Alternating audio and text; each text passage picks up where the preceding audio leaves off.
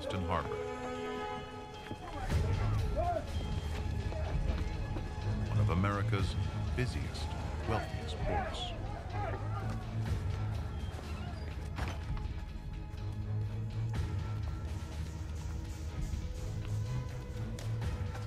Come on out.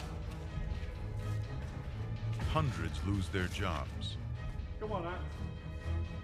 The British mean to strangle any resistance from the rebellious colony of Massachusetts. America is about to change forever.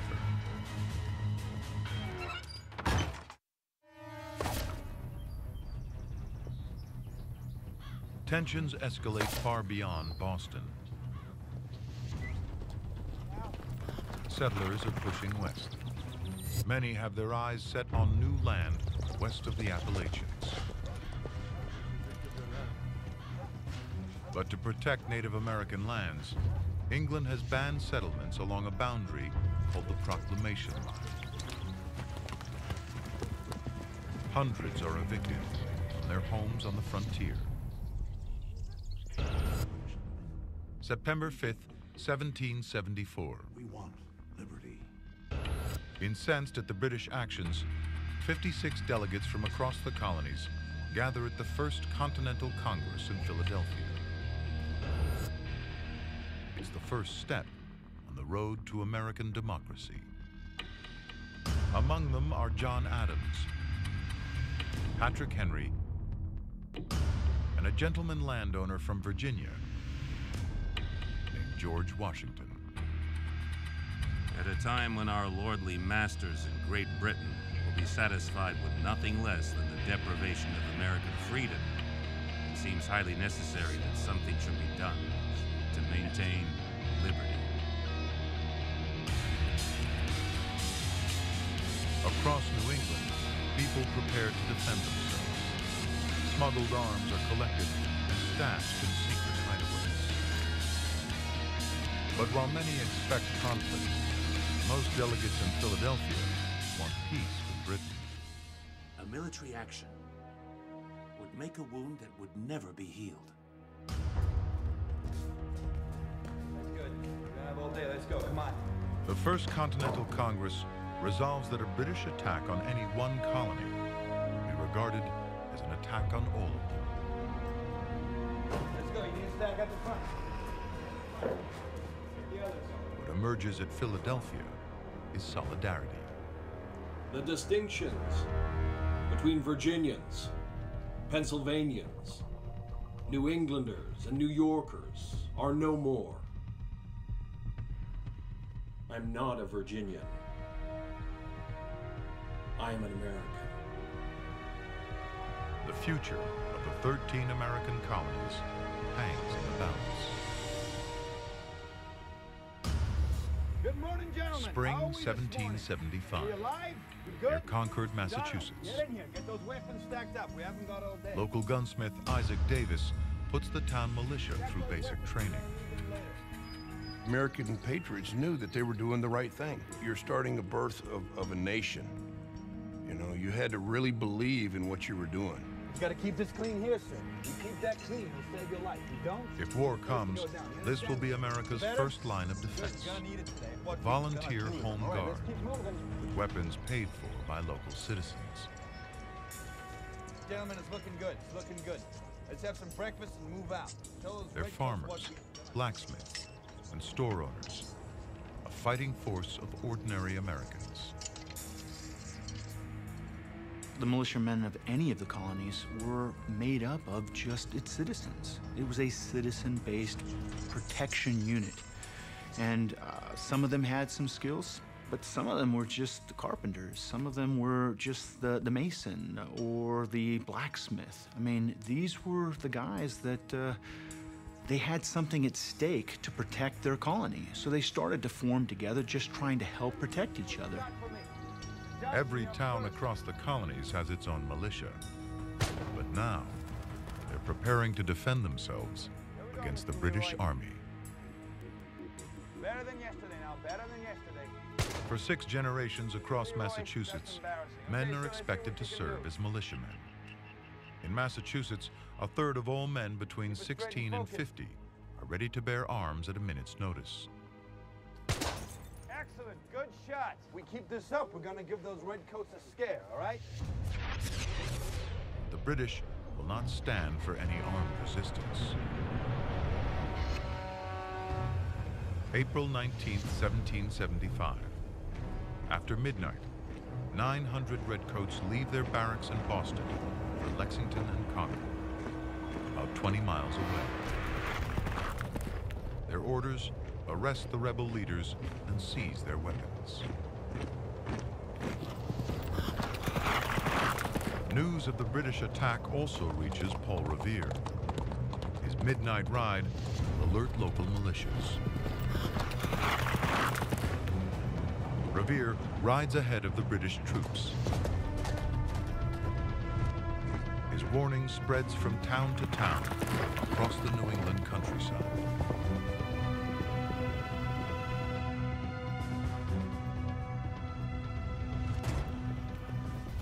Paul Revere reaches Lexington. Time to spread the word. The British are coming. We need to warn the militia. Get them together. All right. Come on.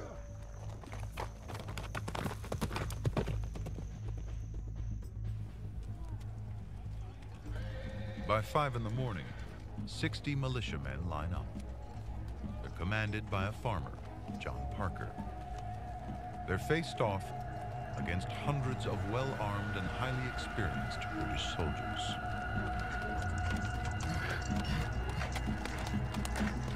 What happens next will transform the world forever. Sunrise, April 19th, 1775. On one side, 60 men, poorly armed and barely trained. On the other, hundreds of the most powerful army in the world. Men who have only been active for a handful of months versus an army in the past 20 years has fought on 5 continents and defeated everything in its path. For these rebels, the fight is for nothing less than freedom itself. These guys were revolutionaries, they were scallywags, they were rebels, some of them were gentlemen farmers, some of them were overeducated, some of them were undereducated. It really was the birth of a nation. The Lexington militia gathers on the village common, dairy farmers and shopkeepers. But also among them are free African Americans and slaves. It is a unique experience that African Americans have had in the military in America. African Americans fought for the country even before it was a country. African Americans like Prince Estabrook. You give me training, you give me a weapon, and I can perform as well as you can, then there is no power on earth that's going to hold me down forever. Stand your ground. Don't fire unless fired upon. But if you mean to have war, let it begin here. Captain John Parker once fought on the side of the British. A quarter of the men standing at his side are related to him.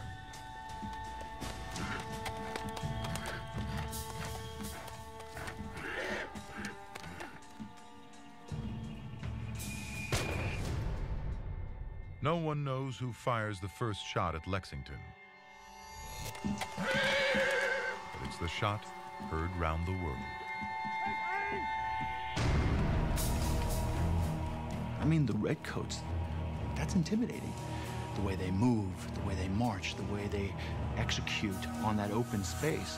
I imagine on some level for the guy who works the printing press, this is overwhelming, beyond anything you could possibly articulate in words.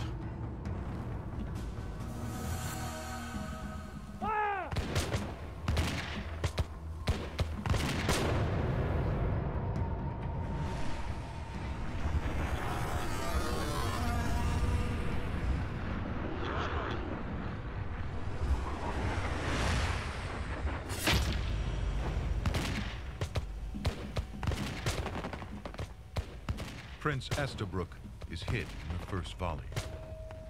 No army in the world can stand toe-to-toe with the British, let alone a ragtag militia.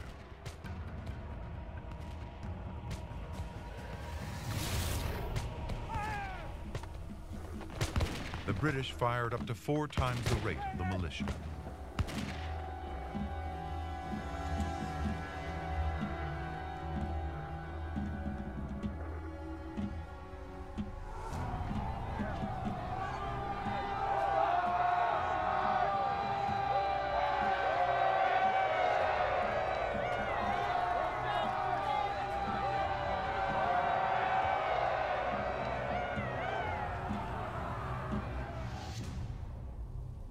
Within minutes of the first shots fired at Lexington, 8 Patriots are dead, 10 wounded. The American Revolution has begun. The Redcoats reach Concord at 9 in the morning. Acting on a tip-off from colonists loyal to the Crown, they raid the militia's arms stash. But the rebels have got there first, hiding almost everything. That's good. We have all day. Let's go. Come on. Press in.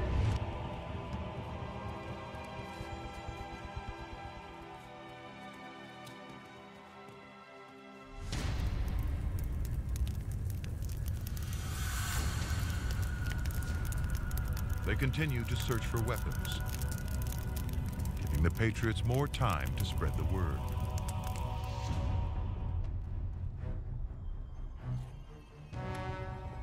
The militia gathers just outside the town of Concord. By late morning, more than 1,000 have arrived from the surrounding villages.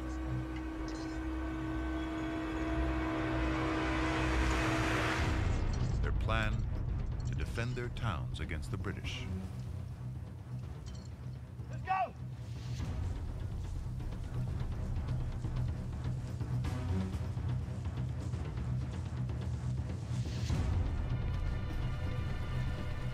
The British soldiers left their barracks 15 hours ago.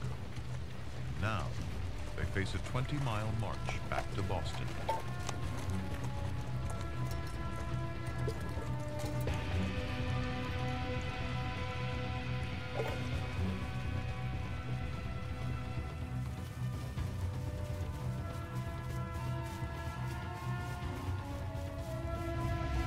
Shattered lives.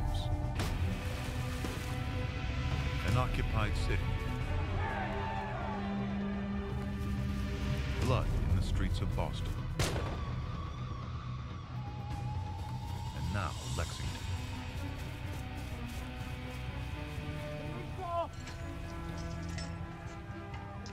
A people unified in the fight against tyranny.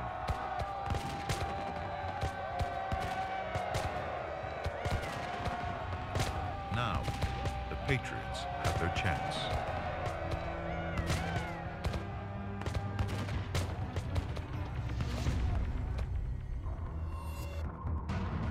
Gunsmith and militia leader Isaac Davis takes a bullet through the heart.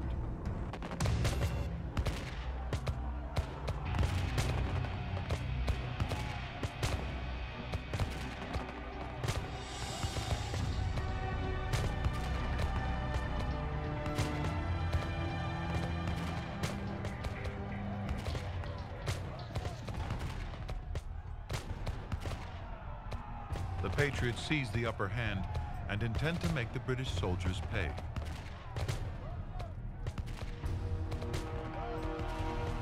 They shadow the Redcoats' march, firing on them the entire way. A third are killed or wounded.